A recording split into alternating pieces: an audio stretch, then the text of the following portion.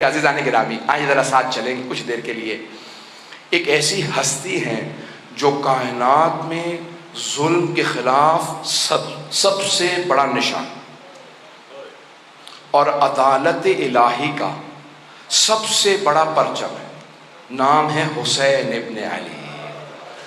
دنیا میں کہیں چلے جائیے، کسی آدمی سے پوچھئے، ہر آدمی کہے گا حسین مظلوم ہے، یزید ظالم ہے، لیکن اگر پھر بھی کوئی عزاداری میں نہ آئے تو پھر اس کی قسمت اچھی نہیں ہے کہ وہ اس نشانی کو ماننے پہ تیار نہیں جسے اللہ نے ظلم کے خلاف سب سے بڑی آواز کہا ہے۔ آج پہلی شب ہے، محرم کی پہلی تاریخ۔ پوری دنیا میں رسم ہے کہ 28 رجب کو امام حسین کا سفر شروع ہوا۔ اس سفر کے چند جملے مسائل کے پڑھے جاتے ہیں۔ شاید آپ کی آنکھوں میں آنسو آ رہے ہوں، ہر آدمی محسوس کر رہا ہے حسین کربلا پہنچنے والے ہیں۔ 2 محرم کو پہنچے تھے نا، یہ آنکھوں میں آتے آنسو بتا رہے ہیں شاید کوئی حسین کربلا پہنچنے والے ہیں۔ عزیزان گرامی، 28 رجب کو سفر سے پہلے ایک مرتبہ ایک خط پہنچا مروان کے نام یزید کی طرف سے کہ حسین ابن علی سے مطالبہ کرو کہ بیعت کریں۔ مروان اور ولید نے منصوبہ بنایا، ایک آدمی سے کہا جاؤ حسین کے گھر اور بلا لاؤ حسین ابن علی کو۔ ایک آدمی آیا، آپ کو معلوم ہے نا جناب زینب کبریٰ ہر روز امام حسین کی زیارت کے لیے گھر آتی تھی۔ بس وہ وہی لحظہ تھا جب جناب زینب زیارت کے لیے آئی تھی امام حسین علیہ السلام کی، کہ دروازے پہ کسی نے دستک دی اور کہا مروان نے حسین کو بلایا ہے۔ بس آواز سننا تھی، جناب زینب کا دل تڑپنے لگا کہ بھیا مروان سے ملنے نہ جائیے گا۔ کہا یہ شہر میری قتل گاہ نہیں ہے، میرا شہادت کربلا میں ہوگی، گھبرانے کی ضرورت نہیں۔ لیکن جناب زینب اپنی محبت کے اظہار کے لیے آواز دیتی ہیں عباس، علی اکبر، اون محمد، قاسم و عبداللہ، جعفر جو آپ کے بھائی ہیں، عبداللہ، اپنے تمام بھائیوں کو، بیٹوں بھتیجوں کو جناب زینب نے آواز دی۔ 18 جوانان نے بنی ہاشم کو بلایا، کہا کہ اے میرے شیرو، میرے بھائی کے ساتھ جانا، مروان نے بلایا ہے۔ اور پھر ایک مرتبہ جناب عباس کو دیکھا جو بڑے قدآور تھے، کہا عباس میرے بھائی کو آنچنا ہے۔ جناب عباس نے کہا بی بی میرا آپ سے وعدہ ہے، جب تک میری جان میں جان ہے میں مولا حسین پہ کوئی آنچ نہیں آنے دوں گا۔ چلے جناب سید الشہداء، کتنے جوان ہیں؟ 18 جوانان نے بنی ہاشم ساتھ کیا کیا؟ سب نے تلواریں حمائل کر لی اور ایک مرتبہ چلے۔ جب پہنچے دارالامارہ یا گورنر کے گھر پہ پہنچے تو ایک مرتبہ لوگ جو سپاہی کھڑے تھے انہوں نے سب کو روکا کہ آپ لوگ نہیں جا سکتے، صرف حسین جا سکتے ہیں۔ تو جناب عباس نے اسے کچھ نہیں کہا، جناب سید الشہداء کی طرف دیکھا، مولا اجازت ہے میں آ جاؤں؟ مولا حسین نے کہا نہیں عباس یہیں رک جائیے، اے میرے شیر اگر میری آواز بلند ہو تو آ جائیے گا۔ جناب سید الشہداء اندر سے تشریف لے گئے۔ مروان نے کہا کہ شام سے بری خبر آئی ہے، مسلمانوں کے خلیفہ معاویہ مر گئے ہیں اور نیا خلیفہ یزید ہے، نئے خلیفہ نے آپ سے بیعت کا مطالبہ کیا، بیعت کیجیے۔ سید الشہداء نے کہا میں بیعت نہیں کروں گا۔ تو کہا کہ آپ کو بیعت کرنا ہوگی۔ مولا نے کہا اگر یہ کوئی اچھی بات ہے تو دروازے بند کر کے کیوں پوچھ رہا ہے؟ کل مسجد نبوی میں سارے مجمع کے سامنے سوال کرنا، میں وہیں جواب دوں گا۔ ایک مرتبہ ولید نے ہاتھ سے اشارہ کیا کہ یہیں گردن اتار لو حسین اکیلے۔ ایک مرتبہ سید الشہداء کو جلال آیا، کہا یبن الزرقاء، اور نیلگوں نین رکھنے والی عورت کے بیٹے، اس کی ماں بدکارہ تھی، امام نے اس کی ماں کا نام لے کے کہا انت تقتلنی ام ہوا، تو میرا قتل کرے گا یا یہ میرا قتل کرے گا؟ جب بلند آواز سے بولے نا جناب عباس کے کانوں میں آواز آئی کہ مولا جلال میں، دروازے کو دھکیلا، دیکھا دروازہ بند۔ آپ جانتے ہیں نا گورنروں کے ہاؤس کے بڑے بڑے دروازے ہوتے ہیں، دروازہ بڑا تھا بند تھا۔ جناب عباس نے کہا علی اکبر ذرا پیچھے ہٹنا، اپنا بازو دروازے پہ مارا، دروازہ گرا دیا، دروازہ گرا کے فوراً تیزی سے اندر بڑھے، تلوار کھینچی، کہا مولا کیا حکم ہے، کس کا سر قلم کر دوں؟ مولا حسین نے سینے پہ ہاتھ رکھا، کہا عباس یہ نانا کا شہر مدینہ ہے، میں نہیں چاہتا یہاں خون بہے، تلوار واپس رکھ لیجئے۔ جناب عباس نے تلوار رکھی، دونوں کو دیکھا، مروان و ولید کو دیکھا، کہا اگر میرے آقا مجھے حکم دیتے میں تم دونوں کو جان سے مار دیتا، لیکن میرے مولا نے اجازت نہیں دی۔ میں ایک مرتبہ ہاتھ جوڑ کے کہوں گا مولا عباس، ابھی مولا حسین کی آواز کچھ بلند ہوئی تھی، آپ نے دروازہ گرا دیا۔ مولا جب عصر عاشور حسین چیخ چیخ کے کہیں گے حل من ناصر ینصرنا،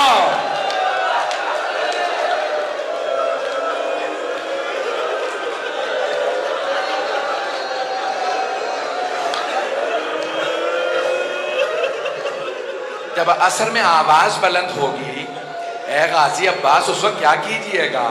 بعض مورخین نے، بعض مقتل نویسوں نے یہ جملہ لکھا ہے، جب امام حسین نے کہا نا حل من ناصر ینصرنا، تو فرات کے کنارے ایک لاشا تڑپنے لگا، اجرکم اللہ اجرکم اللہ۔ بس بھائی میں بھی پڑھوں گا۔ ایک مرتبہ جناب سید الشہداء واپس آئے، گھر میں واپس آنے کے بعد ایک مرتبہ ایک فہرست بنائی، کہا عباس میں نے فہرست میں نام لکھ دیے کون کون ساتھ جائے گا، عباس سب مردوں کو بتا دو کون کون ساتھ جائے گا، مستورات کو میں بتاؤں گا۔ جناب عباس صلی اللہ علیہ وسلم نے فہرست پڑھنا شروع کی، نام بتانا شروع کی، کہا علی اکبر آپ کا نام بھی ہے، قاسم آپ کا نام بھی ہے، کہا جعفر آپ کا نام بھی، اپنے بھائی سے کہا عبداللہ آپ کا نام بھی ہے، پھر کہا اون و محمد تم دونوں کے نام بھی ہیں، سب کو بتاتے رہے۔ اب ایک مرتبہ ایک چھوٹے بچے کا نام آیا، وہ بچہ کسی بی بی کے ہاتھ میں تھا، علماء نام بتاتے ہیں فاطمہ صغریٰ، آپ جانتے ہیں بچوں کو بتایا نہیں جا سکتا کہ آپ کا نام بھی ہے، تو جانتے ہیں جناب عباس نے کیا کیا؟ آئے جناب فاطمہ صغریٰ کے پاس، کہا بی بی اس بچے کا نام بھی ہے، اس بچے کا نام بھی ہے، یہ بھی کربلا ساتھ جائے گا، اجرکم اللہ۔ بعض علماء نے یہ بھی لکھا ہے نا کہ بی بی بیمار تھی فاطمہ علیلہ، اکثر عرب کے جو مقتل نویس ہیں وہ کہتے ہیں کہ جناب فاطمہ صغریٰ وہ جو بیمار بچی تھی، تو انہوں نے جناب سید الشہداء سے کہا بابا آپ مجھے ساتھ نہیں لے جا رہے، بابا علی اصغر کو میرے پاس چھوڑ جائیے، میں اسے کھلاتی رہوں گی، میرا دل بہلا رہے گا، جب بھی مجھے آپ یاد آیا کریں گے بابا میں علی اصغر کو دیکھ لیا کروں گی، میں علی اصغر کو کھلاؤں گی۔ اب جناب سید الشہداء نے جناب فاطمہ صغریٰ سے کچھ نہیں کہا، جناب علی اصغر کو آغوش میں لیا، کان میں کچھ کہا، نہ جانے کیا کہا، جناب علی اصغر مولا کی آغوش میں آ گئے، کسی کے پاس نہیں جا رہے تھے، مولا کے پاس آ گئے۔ میرا دل کہتا ہے مولا حسین نے کہا ہوگا علی اصغر اگر آپ کربلا نہیں جائیں گے تو حرملہ کا تیر کون کھائے گا؟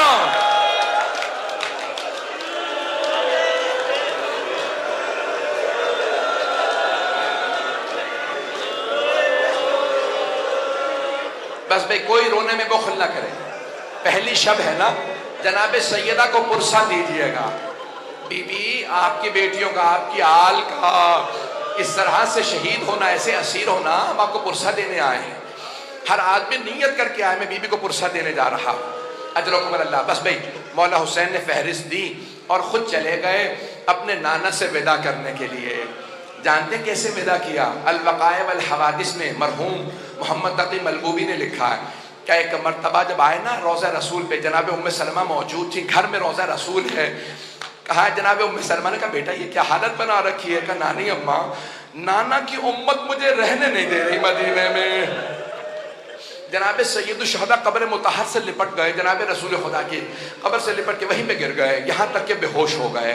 جب غش میں آئے نا تو خود ہی فرماتے ہیں کہ میں نے کیا دیکھا جب میں غش میں آیا کہ میرے نانا قبر سے اٹھے، مجھے گلے سے لگایا اور کہنے لگے کہ اے حسین میں آپ سے بہت محبت کرتا ہوں، میں آپ کے ساتھ چلوں گا۔ کہا نانا کیا حکم ہے؟ کہا ان اللہ شاء ان یراک قتیلا، مشیت پروردگار یہی ہے کہ آپ کی شہادت ہوگی۔ کہا نانا شہادت مجھے قبول ہے، میری بہنوں سے متعلق کیا حکم ہے؟ کہ ان اللہ شاء یراہن سبایا، اے میرے لال مشیت تو یہی ہے کہ آپ کی بہنوں کو قیدی بنایا جائے گا۔ حسین روتے ہوئے اٹھے۔ ایک مرتبہ سب نے سوال کیا مولا اتنا رو رہے کیا بات ہے؟ کہ میرے نانا نے کہا کہ مشیت یہی ہے میری شہادت ہوگی۔ کہ شہادت میں رو رہے ہیں؟ کہا نہیں، رو اس بات میں رہا ہوں میری بہنوں کو قیدی بنایا جائے گا۔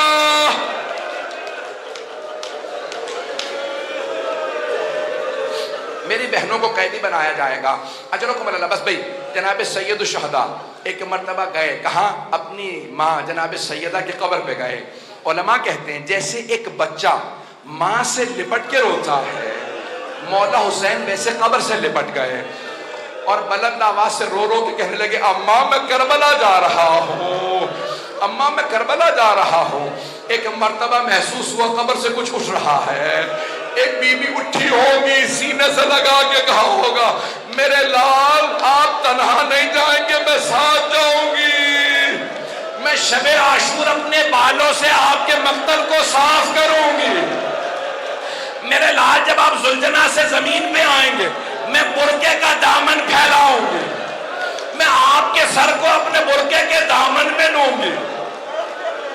میرے لال میں کربلا ساتھ جاؤں گی۔ اٹھے جناب سید الشہداء، بس بھئی 2 سے 4 منٹ 5 منٹ کی زحمت اور دوں گا۔ اٹھے جناب سید الشہداء، ایک مرتبہ گھر آئے اور کہا کہ سب تیار ہو جائیں، 28 رجب ہے۔ جناب سید الشہداء نے مسند بچھائی، جناب عباس سے کہا کہ پانی مشکیزوں میں بھر لو۔ کہا کہ مولا میں نے اتنا پانی بھرا ہے کہ پانی ختم نہیں ہوگا، نہ جانے کس کے قافلے کو پلانا پڑ جائے، کس اور کے قافلے کو۔ بس بھئی تمام کیا، 2 جملے سن لیجئے۔ ایک مرتبہ سید الشہداء نے مسند بچھائی، بیٹھ گئے۔ کہا عباس اماریاں سجا دی جائیں، کجاوے ہوں، اور ایک مرتبہ اچھے اچھے کپڑوں کے اندر، مجھے نہیں معلوم مخمل تھا، مختلف علماء کہتے ہیں بڑے ہی سجائے ہوئے اماریوں کو جناب عباس لے کے آئے۔ کیوں؟ علی کی بیٹیاں جا رہے ہیں، اماریاں سجائی ہوئی ہیں۔ کہ اماریاں لے کے آتے رہنا، بیویوں کو ایک ایک مرتبہ سب کو سوار کرا دیا جائے۔ میں نے سارے مصائب چھوڑ دیے۔ ایک مرتبہ سید الشہداء مسند بچھائے بیٹھے ہیں، آواز دی، ایک کنیز سے کہا کہ سب کو بیویوں کو بلاتے رہنا، آواز دی کہ حسن مجتبیٰ کی بیوہ آ رہی ہیں۔ مولا حسین نے آواز دی قاسم ماں کو سوار کرا دو۔ جناب عبداللہ، جناب قاسم و عبداللہ، ایک نے اپنا گھٹنا زمین پہ رکھا، دوسرے نے اماری کا پردہ ہٹایا، بازو تھاما، ماں کو سوار کرا دیا۔ سارے میں نے مصائب چھوڑ دیے۔ سنے گے جملہ؟ ایک مرتبہ کسی نے کہا لیلا آ رہی ہے، مولا حسین نے کہا علی اکبر ماں کو سوار کرا دو۔ جناب علی اکبر نے ماں کا بازو تھاما، نہ جانے ماں کے کلیجے پہ کیا بیچ رہی ہوگی، اماری کا پردہ ہٹایا، ماں کو اماری پہ سوار کرا دیا۔ اتنے میں آواز آئی علی کی بیٹی ام کلثوم آ رہی ہے۔ مولا حسین نے آواز دی عباس بہن کو سوار کراؤ، علی اکبر اماری کا پردہ ہٹاؤ، قاسم گھٹنا زمین پہ رکھو، اونو محمد سب سے کہو سایہ کر دے۔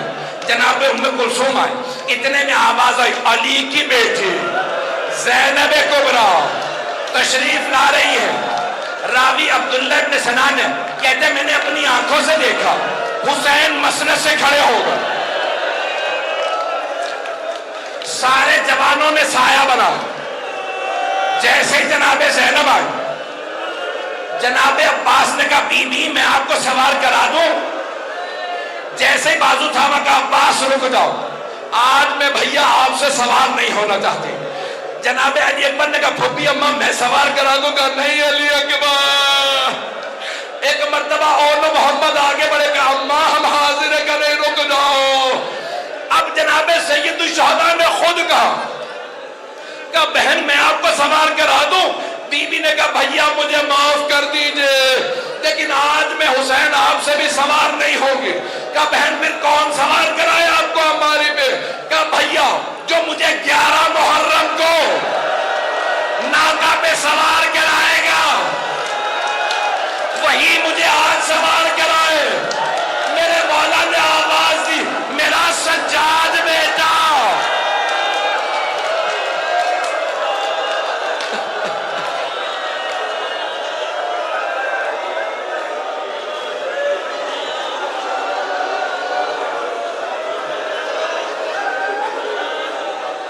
अला लानतुल्लाहि अलल कौमिल ज़ालिमीन।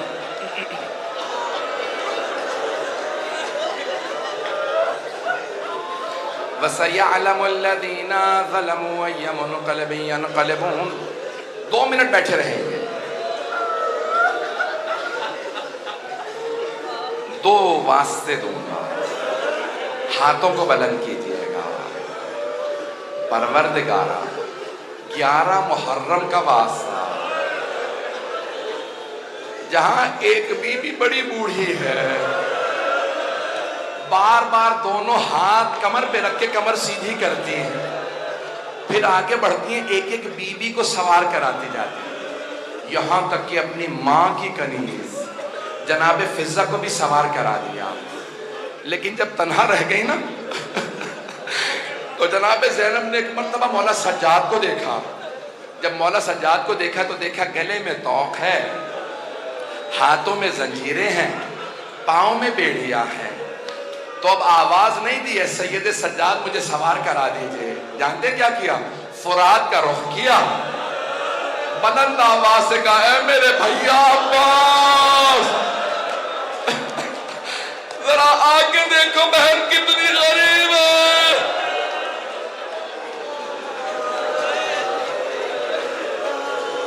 जनाबे सैयद सज्जाद आगे बढ़े, कहा फूफी अम्मा मैं आपको नाका पे सवार करा दूंगा। परवरदिगारा 11 मुहर्रम के उस लहजे का वास्ता, जब मौला सज्जाद ने उस हालत में जंजीरों के साथ फूफी को सवार कराया, जब सवार करा दिया ना तो एक मर्तबा मक्तल को देखने लगे मौला सज्जाद मक्तल को देखने लगे, आंसू बह रहे थे, एक रंग आ रहा था, एक जा रहा था। अचानक देखा जनाब ज़ैनब नाका से गिर गए। मौला सज्जाद की गैरत ने बर्दाश्त नहीं किया, कहा फूफी अम्मा ये क्या किया आपने, क्यों गिराया अपने आप को नाका से।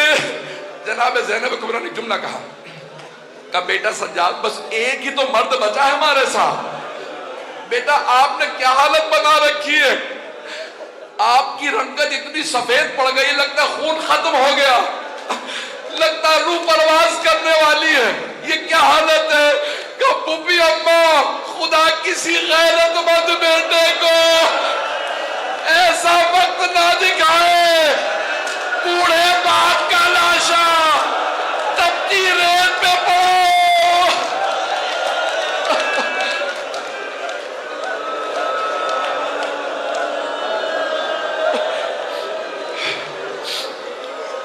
फूफी अम्मा जवान जहान बेटा, ताकतवर बेटा, बाप का लाशा।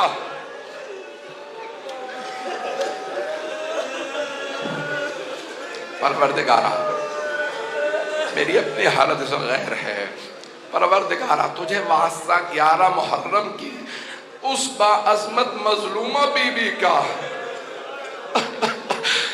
जो सब लाशों को छोड़ के बस सिर्फ एक लाशे से विदा करके जा रही थी। जनाब सैयद शुहदा से सिर्फ विदा करके जा रही थी। परवरदिगारा जब बीबी जाने लगी ना, आपने देखा ऊंट की पुष्ट बड़ी बुलंद होती है, जब बीबी उस ऊंटनी की पुष्ट से जमीन पे देखने लगी तो मक्तल में 2 लाशें नजर आए। बीबी ने कहा, ओ मोहम्मद खुदा हाफिज।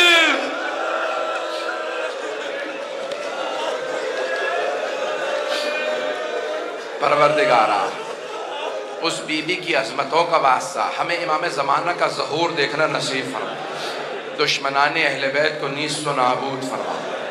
परवरदिगारा दाइश तालिबान को गारत फरमा, मोमिनीन की हिफाजत फरमा, जो हाथ बुलंद हैं किसी को रद्द ना फरमा। परवरदिगारा हमारे तमाम मरीज़ों को शिफाए कामिला अजला इनायत फरमा, बे औलादों को औलाद इनायत फरमा, मकरूज़ों के कर्ज़े अदा फरमा।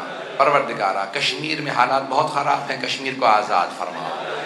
परवरदिगारा इराक़ में, शाम में, बहरीन में, यमन में, नाइजीरिया में, न जाने कहाँ कहाँ, परवरदिगारा सब की हिफाजत फरमा, हमारे मकामात मुक़द्दसा की हिफाजत फरमा, इस इमाम बाका को तरक्की इनायत फरमा। परवरदिगारा जितने मोमिन व मोमिनात मौजूद हैं सब की तौफ़ीक़ात में इजाफ़ा फरमा, अज़ादारों की हिफाजत फरमा। پروردگارہ بے خطر عزاداری پورے دنیا میں عزاداری ہو رہی ہے، پوری دنیا میں آج پہلی محرم تھی، پروردگارہ آج کے دن کے صدقے میں تجھے واسطہ ایک اور واسطہ دوں گا، مجھے معاف کر دیجیے گا۔ پروردگارہ مجھ سے بہت سے لوگوں نے اسیروں کے لیے کہا ہے، پروردگارہ واسطہ ان اسیر بیویوں کا جنہیں جب رہائی ملی تو وہ رونے لگے۔ ارے کبھی اسیر رہائی پہ بھی روتے ہیں، نہ جانے ان پہ قید میں کیسی رونے پہ پابندی تھی کہ رہا ہوتے ہی رونے لگی ساری بیویاں، رہائی ملی تو سب رو رہی تھی۔ پروردگارہ ان بیویوں کی اسیری کا واسطہ پروردگارہ ہمارے تمام اسیروں کو، خصوصاً جو ہمارے علماء مومنین اسیر ہیں، سب کو رہائی کی خبر عنایت فرما۔ ربنا تقبل منا انك انت السميع العليم بحق محمد وآلہ الطیبین الطاہرین المعصومین۔